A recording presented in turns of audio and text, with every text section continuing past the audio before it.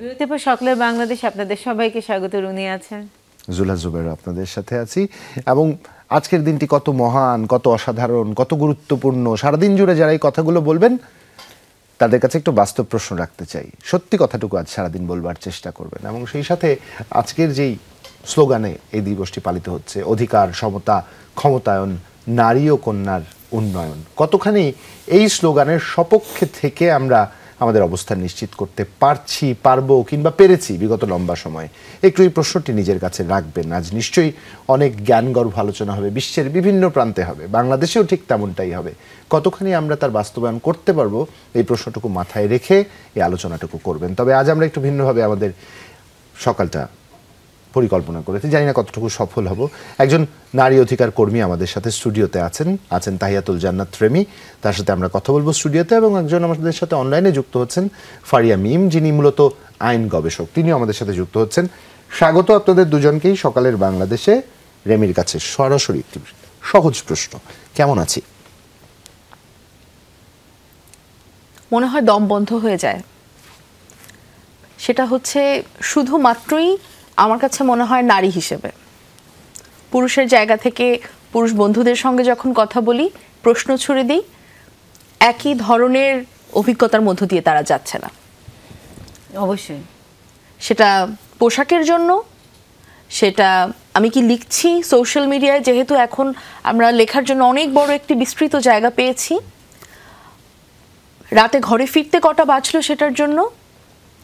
এবং আমি যেটা ভাবছি সেটা একটি বিপুল সংখ্যক মানুষের ভাবনার সঙ্গে অমিল রয়েছে বলে আমাকে কখন কোন মুহূর্তে কটাক্ষ করতে হবে আমার চরিত্র নিয়ে, আমার বন্ধু নিয়ে, আমার পরিবার নিয়ে, আমার পেশা নিয়ে চুলচেরা বিশ্লেষণের মাধ্যমে আমাকে কতটা ছোট করা যায়, হেয় করা যায়। এবং শুধুমাত্র আমি একা না, আমার পরিবার, আমার আত্মীয় পরিজন যারা আছে সবাইকে এর মধ্যে জুড়ে দিয়ে এই যে একটা চর্চা, এই চর্চাটা আমার কাছে মনে হচ্ছে, এবং এটা আমার সবসময়ই মনে হয় যে সেটা শুধুমাত্র নারী বলে।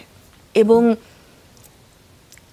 এই অভিজ্ঞতাটার মধ্য দিয়ে শুধুমাত্র একজন নারী যায় বলে আমার কাছে মনে হয়েছে নারীরা এটাকে যেভাবে উপলব্ধি করতে পারে, পুরুষরা উপলব্ধি করতে চায়, ডেফিনেটলি চায়, কিন্তু ওনারা অতখানি উপলব্ধি করতে পারে না।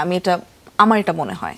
কারণ আমরা যখন হেঁটে যাই আসলে আমরা জানি যে কতগুলো চোখ আমাদেরকে দেখছে, সেটা খুব কনসিয়াসলি এবং আনকনসিয়াসলি আসলে আমরা বুঝতে পারি কিভাবে দেখছে। এবং আজকে আসলে যখন জুবাইর বলছে যে বেগুনি শাড়ি বেগুনি শাড়ি বিক্রি হবে, এবং আমার কাছে মনে হচ্ছে যে বেগুনি শাড়ি পরে হয়তো দুপুরবেলা বেগুন রান্না করার যে এবং প্রত্যাশা, আজকে নারী দিবস উপলক্ষে তুমি একটা বিশেষ কিছু রান্না করো, এই যে প্রত্যাশা, এবং ছুটির দিন যেহেতু আছে, তো সেই জন্য আমাদেরকে অতিরিক্ত যে কোনো দিবস, মা হয় না, সেটা হচ্ছে আমাদের নারী দিবস বলি অথবা সেটাতে মা দিবস বলি, আজকে মা দিবস, তার মানে তুমি আসলে বিশেষ কিছু আসলে করো। এই যে বিষয়গুলো, একটা প্রত্যাশা আমাদের কাছে, এটা আসলে আমার কাছে মনে হয় যে অনেক বড় একটা বোঝা আমাদের জন্য। একদমই তাই। আমরা আসলে আমরা একটু, যেহেতু একজন আইন গবেষক আছেন, এখানটা একটু যেতে চাই, মিমের কাছে যেতে চাই। ফারিয়া মিম, নারীকে পুঁজিবাদী সমাজ বরাবরই পণ্য হিসেবে উপস্থাপন করেছে। এটা বিভিন্ন বহুজাতিক কোম্পানির পণ্যের প্রচারের ক্ষেত্রে বিজ্ঞাপন যদি বলি, কিংবা গণমাধ্যমের প্রথম পাতায় যেই প্রচারণামূলক বার্তাগুলো আমরা দেখি প্রতি ক্ষেত্রেই, কিংবা রাস্তার দুপাশে বিলবোর্ড, সাইনবোর্ড, যে কোনো ধরনের যে কোনো প্রচারণায় নারীকে সবসময় ভোগ্যপণ্যের পাশে উপস্থাপনযোগ্য একটি বস্তুতে পরিণত করা হয়েছে। এই বিষয়টি বাস্তব রেখে নারী অধিকার নিশ্চিত করা কতখানি সম্ভব, কিংবা সমতা নিশ্চিত করা কতখানি সম্ভব বলে মনে হয়? আইনের ভাষায় কি বলে?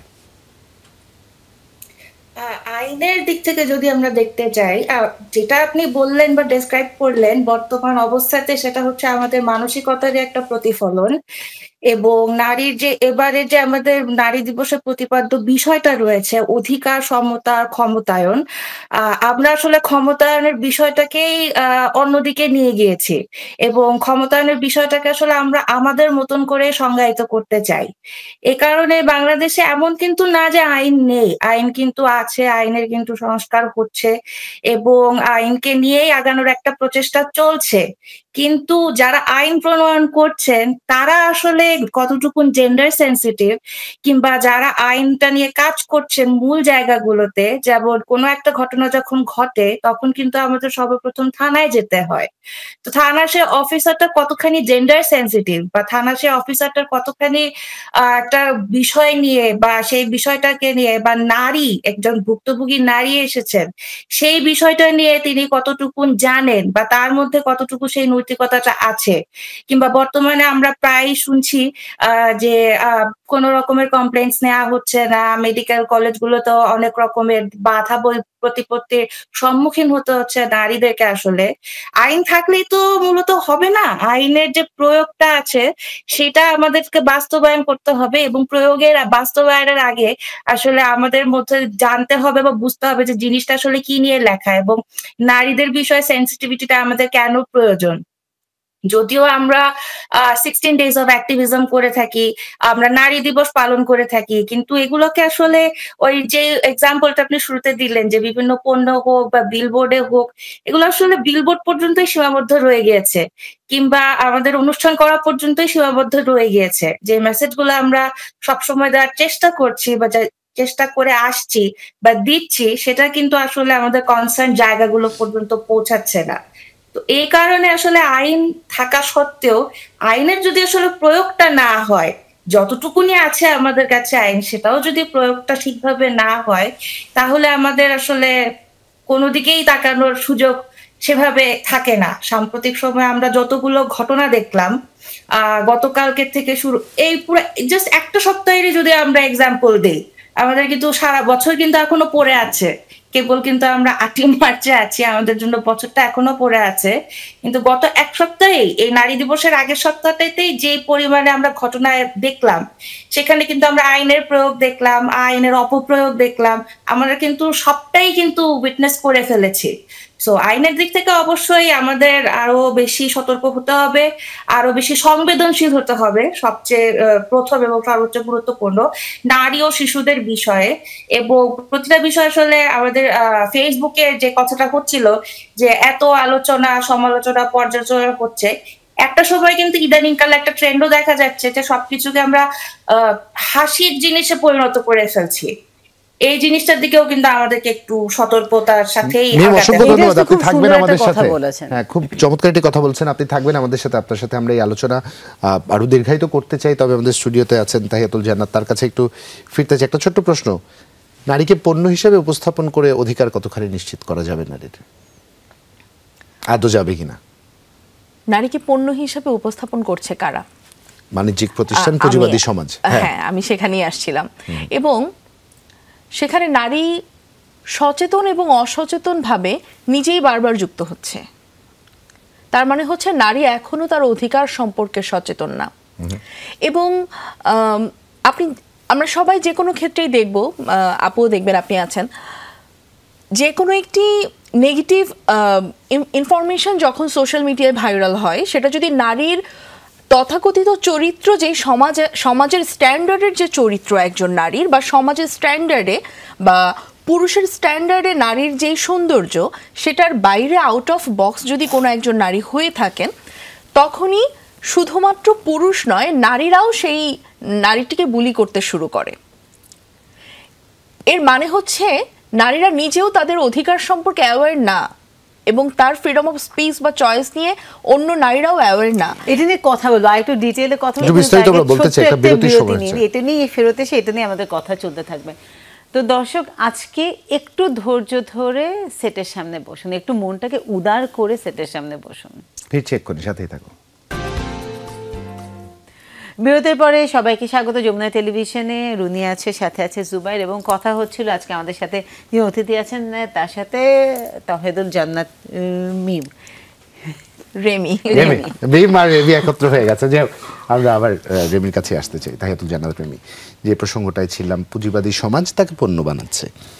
এই পুঁজিবাদী সমাজ তাকে কি বলবো, শক্তিশালী নারী রূপেও সমাজে প্রতিষ্ঠা করতে চাইছে, কারণ দুটোর সাথেই বাণিজ্যিকতা সরাসরি সম্পৃক্ত। এবং পণ্য এবং প্রচারণা তকমা লাগিয়ে দিচ্ছে সুপার ওমেন। সুপার ওমেন, এই তো চমৎকার। এই প্রসঙ্গটাই আমরা কথা বলছি, শুধু ওমেন হিসেবে জাজ করার থেকে, মানুষ জাজ করার থেকে সুপার বানিয়ে ফেলেছে। আজ সারাদিন জুড়ে প্রচুর আলোচনা হবে, প্রচুর সেমিনার হবে, প্রচুর সিম্পোজিয়াম হবে, হয়তো বেশ কিছু র্যালিও আমরা দেখব। এই কাজগুলোর সাথে, প্রচারণার সাথে যারা সম্পৃক্ত, তাদের অনেকেও বাড়ি ফিরবার পথে সমাজ দ্বারা নির্যাতিত হবেন, অনেকে বাড়ি ফিরে কোনো না কোনোভাবে নির্যাতনের শিকার হবেন, সেটা ভার্বাল অ্যাবিউজ হোক কিংবা ফিজিক্যাল অ্যাবিউজ হোক। এই বাস্তবতা দিয়ে আর কতকাল আমাদের যেতে হবে, কি মনে হয়? একটা দীর্ঘ সময় ডেভেলপমেন্ট সেক্টরের কাজ হয়েছে ওমেন এম্পাওয়ারমেন্ট নিয়ে, ওমেন রাইট নিয়ে। আমি কাজ করছি খুব বেশি বছর না, 6-7 বছর ধরে। তার মধ্যে ভলেন্টিয়ারি করেছি অনেক দিন, প্রফেশনে ঢুকেছি অল্প কিছু বছর।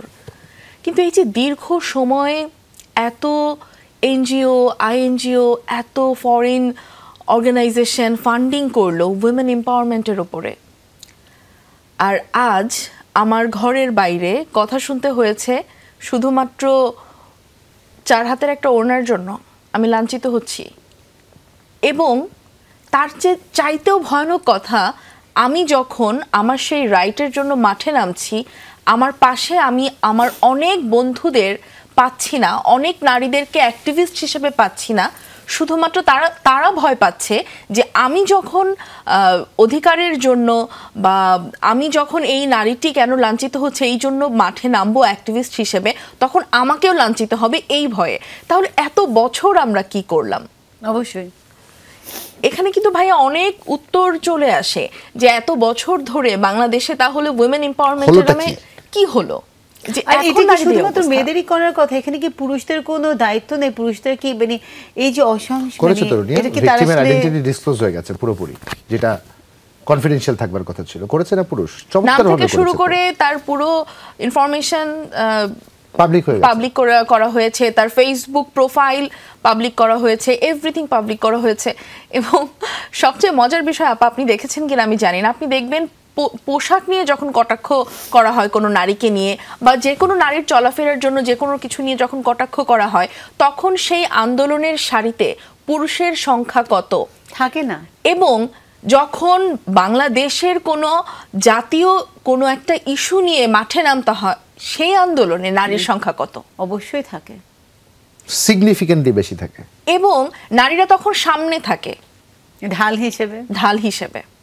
এবং এটা কিন্তু বারবার আমি দেখেছি যে অনেক ভাইয়েরা এটা স্বীকার করছে যে নারীরা সুরক্ষা দিয়েছে, ডেফিনেটলি। কিন্তু আমরা যখন মাঠে নামি তখন পুরুষের সংখ্যা কি হাতে গুনেই তো আমরা বের করে ফেলতে পারি যে কতজন এখানে আছে।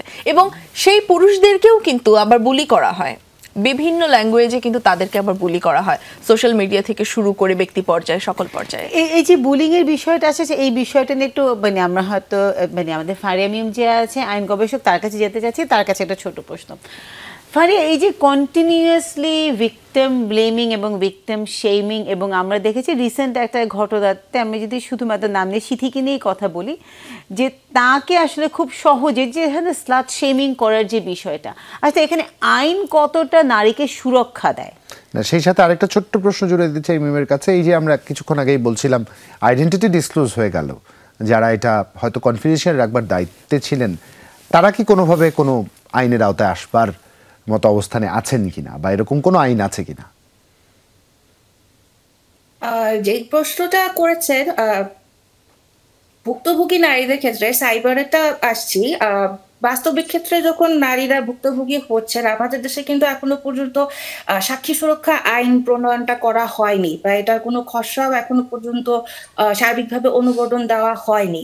তো সেই কারণে যেটা হচ্ছে যে আমাদের ডকুমেন্টেড যদি হয় ধরেন 50টা কেস, আনডকুমেন্টেড কিন্তু থেকে যাচ্ছে অগণিত কেস। সেটা কিন্তু আসলে 100-150 বললেও কিন্তু ভুল হবে। 1 নাম্বার আমাদের অ্যাওয়ারনেস এর অভাব, এবং 2 নাম্বার এই যে সাক্ষীদেরকে আমরা সুরক্ষা দিতে পারছি না, বা ভিকটিমদেরকে যে আমরা সুরক্ষা দিতে পারছি না। একজন নারী যখন ভুক্তভোগী হন, তার সুরক্ষার জন্য কিন্তু সর্বপ্রথম তাকে তার পরিবার পরিজনদের উপরই ডিপেন্ড করতে হয়।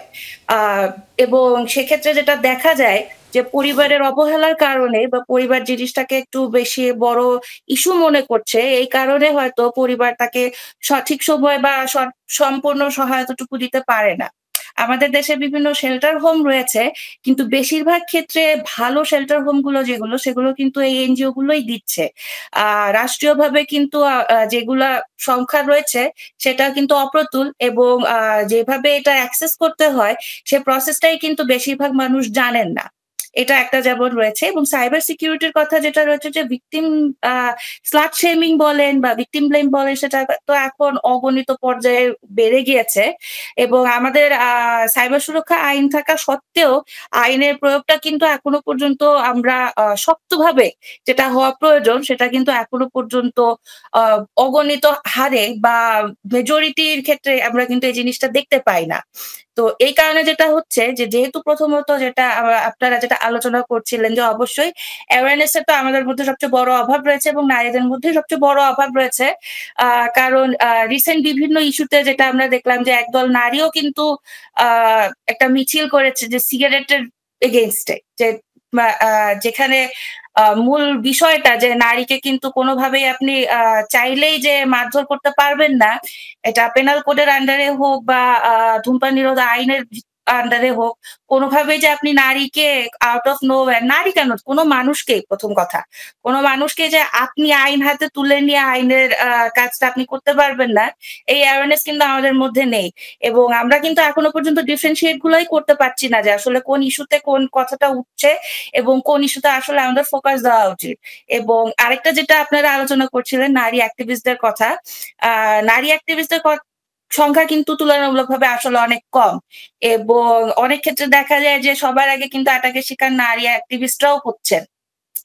তারা বিভিন্ন বিষয়ে কথা তুলছেন, এবং সাইবারের ক্ষেত্রে যেটা দেখা যায়, যে যেহেতু এখন আমাদের মধ্যে অনেক বেশি প্রবণতা আছে ফেক প্রোফাইল গুলোর, আমাদের মাঝখানে সাইবার ক্রাইম ইউনিটটা কাজ করা শুরু করেছিল, কিন্তু সেখানেও কিন্তু এখন দেখা যায় যে কমপ্লেন করলে ইনস্ট্যান্ট কিন্তু রিঅ্যাকশন এবং এটা কিন্তু মানে এটা কিন্তু কয়েকটা উদাহরণ আমার কাছে আছে। আমি এরকম কিছু ভিকটিমকেও দেখেছি যারা সাইবার ক্রাইমে গেছে, কিন্তু সেটা খুব ধীর লয়ে চলছে এই মুহূর্তে। আমার কাছে, আমি দর্শকদের তো মন্তব্য করতে বলেছিলাম একটি ফেসবুক আইডি থেকে, এখানে কিছু মন্তব্য হয়েছে, মন্তব্যগুলো আমি বিরতি থেকে পড়ে এসে শুনাই, কারণ মন্তব্যগুলো পড়াটা খুব জরুরি, কারণ সমাজের একটা প্রতিচ্ছবি এই মন্তব্য থেকে দেখা যায়। ছোট একটা বিরতি নিয়ে আমরা ফিরছি এক্ষুনি, সাথেই থাকুন। বিরোধী পর সকলে বাংলাদেশে আপনাদের সবাইকে স্বাগত। রুনি আছে, সাথে আছে জুবাইর এবং আছে রেমি। কিন্তু জুবাইরের কিছু আসলে ফেসবুকের কমেন্টস আপনাদেরকে এখনই পড়ে শোনাতে আমরা চাই। আমরা সমাজের প্রতিচ্ছবি আসলে বুঝতে পাই তো। একজন অনেকক্ষণ ধরে মন্তব্য করছেন, তিনি তার সৎ বা সত্য নামে মন্তব্য করবার সাহসটুকু রাখেন না। তিনি মন্তব্য করছেন, আগে নারীকে নারীর রূপে উপস্থাপন করো, তা না হলে কিছু শব্দ তিনি বলেছেন যেগুলো পড়তে চাই না। উন্নত বিশ্বে নারী ভোগ্যপণ্য হিসেবে বিবেচিত হয় কারণ তারা সবাই, আবার তিনি একটা শব্দ ব্যবহার করেছেন, এবং সমাজকে বিষ খাইয়ে বলছে সমাজ কেন বিষাক্ত। আবার তিনি একটা নেতিবাচক মন্তব্য করেছেন। এরকম ধারাবাহিকভাবে তার প্রত্যেকটি মন্তব্যে কিছু না কিছু নেতিবাচকতা স্পষ্টত পরিলক্ষিত হয়। যিনি তার নিজের নামটুকু সৎভাবে সামাজিক যোগাযোগ মাধ্যমে উপস্থাপন করছেন না। তিনি যেই প্রোফাইল ফটোটি ব্যবহার করেছেন, 24-এর অভ্যুত্থান কেন্দ্রিক একটি প্রোফাইল ফটো। সমাজের এই হচ্ছে আমাদের রূপ, এই হচ্ছে বাস্তবতা। সামাজিক যোগাযোগ মাধ্যমে এমন অনেককেই দেখি আত্মপরিচয় গোপন করে রেখে সততা আসলে সুযোগের অভাব হয়ে দাঁড়িয়েছে। হ্যাঁ, এটা আপনার কাছে একটা প্রশ্ন আছে, আপনার কাছে আসবো, তবে তারা একটু মিমের কাছে যেতে চাই। মিমের কাছে শেষ একটা প্রশ্ন, এই যে সমাজের এরকম মানসিকতা, হ্যাঁ, বিষ খাইয়ে কেন প্রশ্ন করছি, বিষাক্ত কিনা, সমাজ অধিপতিরাই তো বিষমুক্ত সমাজ করবার কথা ছিল, তারা কেন পারলেন না? আইনের পরিভাষায় কি বলা, কি বলবার আছে মিম, একটু জানতে চাই। আইনের পরিভাষায় যদি বলতে চাই, আমাদের কাছে যতটুকুনি আইন আছে, দণ্ডবিধি বলেন, ফৌজদারি কার্যবিধি বলেন, নারী ও শিশু নির্যাতন দমন আইন বলেন, সাইবার ট্রাইব্যুনাল বলেন, নারী ও শিশুদের জন্য যে স্পেসিফিক ট্রাইব্যুনাল গুলো আছে সেটা বলেন, সমস্ত কিছু আমাদের এমন কিন্তু না যে আমাদের কাছে কিছু নেই। 2020 সালেও কিন্তু আমরা দেখেছি যে নারী ও শিশু নির্যাতন দমন আইনের কিছু সংস্কার করা হয়েছে, যেখানে ধর্ষণের শাস্তি মৃত্যুদণ্ড দেওয়া হয়েছে। কিন্তু তারপরেও কিন্তু এখনো পর্যন্ত সেটার প্রভাবে মানুষের মধ্যে কোনো সতর্কতা আসা বা মানুষের মধ্যে কোনোটা সচেতনতা আসা, সেটা কিন্তু এখনো পর্যন্ত দেখা যায়নি। ধর্ষণের সংজ্ঞা নিয়েও আমাদের মধ্যে অনেক মতভেদ আছে। সেখানে আরো অনেক কিছু সংযোজন করা প্রয়োজন, এবং আরো কিছু বিয়োজনের সেরকম ক্ষেত্র নেই, সংযোজনের অনেক কিছুই আছে, কিন্তু সেগুলো কিন্তু এখনো পর্যন্ত করা হচ্ছে না। তো আওয়াজ তুলতে হচ্ছে। ফারিয়া মিম, অসংখ্য ধন্যবাদ। এই আওয়াজটা আমরা তুলতে থাকি, আসলে সেটাই আমাদের জন্য দরকার। এবং যেটা সে খুব সুন্দর করে বললো যে পৌঁছবে না রুনিয়া, আওয়াজ তুলতেই থাকবো আমরা। যে কিছুক্ষণ আগে তো রেমি বলছিল যে অনেকগুলো আমরা বলেই যাব, কারণ বলেছে। সেখান থেকে যে এই যে আইনের প্রয়োগ হয় না, এবং আমরা যদি রিসেন্ট একটা ঘটনার কথা বলি, যে সিগারেটের যে কথাটা হয়েছে, সেটাও কিন্তু আসলে খুবই একটা অ্যালার্মিং। বিকজ আপনি আইন নিজের হাতে সাথে তুলে নিতে পারেন, আপনি আসলে কারো গায়ে কিন্তু হাত তুলতে পারেন না। কি তুলে নিব, কোন মানে কতটুকু আইন আসলে আমরা জানি।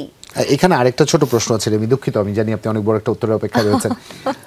আমাদের কৃষিভিত্তিক সমাজ ব্যবস্থায় নারীকে যখন মাঠে কাজ করতে হয়, তাকে আমরা দেখেছি তামুক খাচ্ছেন। এটা নতুন কিছু না, এটা আজ যদি কেউ অস্বীকার করেন তিনি বাংলাদেশীই না। একদমই, এটা একদম স্পষ্টত বলতে হবে, কারণ নারী হুক্কা খাচ্ছে ওই কৃষিকাজ করতে, যে এটা খুব স্বাভাবিক একটি প্রক্রিয়া ছিল। আজ হঠাৎ করে এতগুলো বছর পরে এসে এমন একটি বিষয়কে কেন্দ্র করে এত বড় একটি বাস্তবতা তৈরি হয়ে যাওয়া, অথচ আমরা যদি একটু যারা ক্ষুদ্র নৃগোষ্ঠী আছে তাদের জীবনাচার দেখি, সেখানে কজন নারী নির্যাতিত হয়। তাদের তো নারী নেতৃত্বের সমাজ ব্যবস্থা, সেখানে এই যে তামুকের যে বিষয়টি আছে সেই প্রসঙ্গে যদি বলি, কতজন নারী আসলে নির্যাতিত হয়, আমরা কেন ফেল করছি বা আদৌ ফেল করছি কিনা? খুব জটিল একটা প্রশ্ন করেছেন। এই প্রশ্নের উত্তর দিতে গেলে যে কত মানুষ আমাকে গালি দিবে আমি সেটা ভাবছিলাম। প্রথম কথা হচ্ছে ভাইয়া, আপনারা খেয়াল করেছেন যে তামাক সেবনের বিষয়টা এত বড় করে উপস্থাপন করা হয়েছে, যেখানে নারীটির উপরে যে আক্রমণ করা হয়েছে সেই বিষয়টি সম্পূর্ণভাবে ঢেকে গিয়েছে। এবং নারীরা যখন তার অধিকারের কথা বলছে তার আক্রমণ নিয়ে, তখন কিন্তু সবাই প্রশ্ন তুলেছে যে না, এখানে তামাক সেবনের অধিকার চাইছে। তো আমরা আসলে কিসের মধ্যে আছি? কিভাবে বলবো আমি আপনাকে যে আমি সেই যুগে আছি কিনা যেই সময় আমাদের দাদি নানি বা তাদের বয়সী অনেক নারীরাই তামাক সেবন করতেন, বা কৃষিভিত্তিক সমাজে যে সকল নারীরা আছেন তারা করতেন, সেই জায়গায় কি আছি নাকি তার চেয়েও পিছিয়ে গিয়েছি? তবে মোটা দাগে যদি বলতে হয় ভাইয়া, দিনের পর দিন যেটা হয়েছে সেটা হচ্ছে যে কোনো একটা কালো থাবা ক্রমাগত আমাদেরকে আচ্ছাদিত করছে, এবং সেই জায়গা থেকে বের হওয়ার জন্য আমাদের আসলে যতটা স্বচ্ছ হবার প্রয়োজন, আমরা আসলে ততটা স্বচ্ছ না হয়ে আমরা দিন দিন আরও বেশি হিপোক্রিট হয়ে যাচ্ছি। অসংখ্য ধন্যবাদ রেমি, আজকে সকালটা আমাদের সাথে থাকবার জন্য এবং আমাদেরকে যে কিছু কঠিন বাস্তবতা নিয়ে আসলে কথা বলবার জন্য। আসলে বিষয়টা হচ্ছে, যেই কালো থাবার কথা আসলে রেমি বলল, সেই কালো থাবা যখন নারীকে গ্রাস করে, তারপরে সেটা পুরুষকেও কিন্তু গ্রাস করে, এবং সেটা থেকে কিন্তু সমাজ কখনো আলাদা হতে পারে না। এই বিষয়টা মাথায় রাখবেন। ভাবুন, ভাবলে মাথা খোলে। বিদায় নিয়ে আজকে শুভ সকাল।